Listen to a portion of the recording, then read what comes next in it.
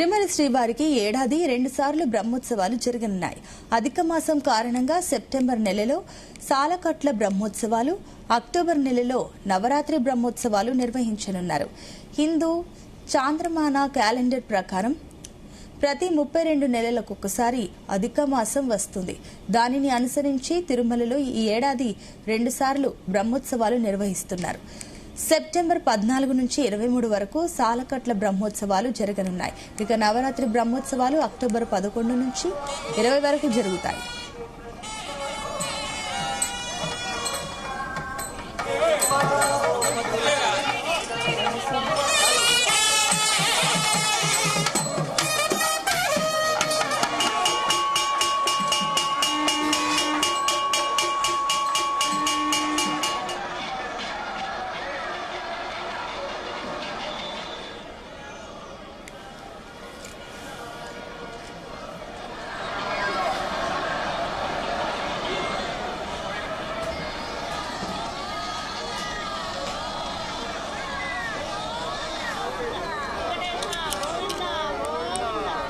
తిరుమల శ్రీవారి సాలకట్ల బ్రహ్మోత్సవాల కోసం టీటీడీ ఏర్పాట్లు చేస్తోంది. సెప్టెంబర్ 8న కోయిల్ ఆల్వార్ తిరుమంజనంతో బ్రహ్మోత్సవాల సందడి ప్రారంభం కానుంది.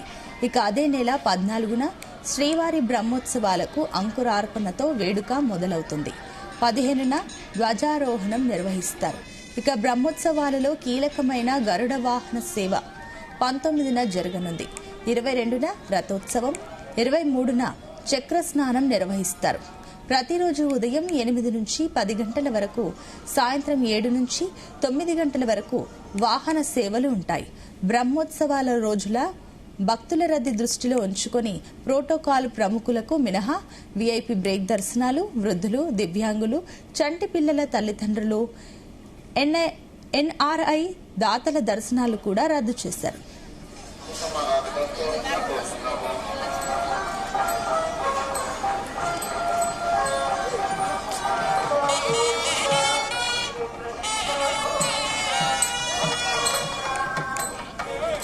విజిలెన్స్, పోలీస్ విభాగాల సమన్వయంతో పటిష్ట భద్రతా ఏర్పాట్లు, ట్రాఫిక్ సమస్య తలెత్తకుండా ప్రత్యేక ప్రణాళికలు రూపొందించింది.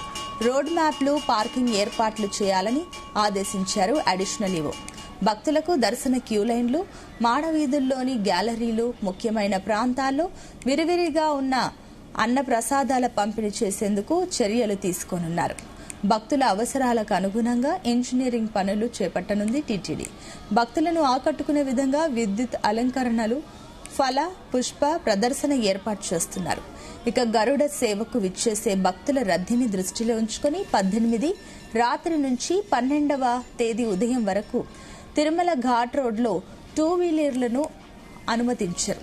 భక్తుల రద్దీకి తగిన విధంగా లడ్డూలు నిల్వ ఉంచుకోవాలని టీటీడీ అధికారులు ఆదేశించారు.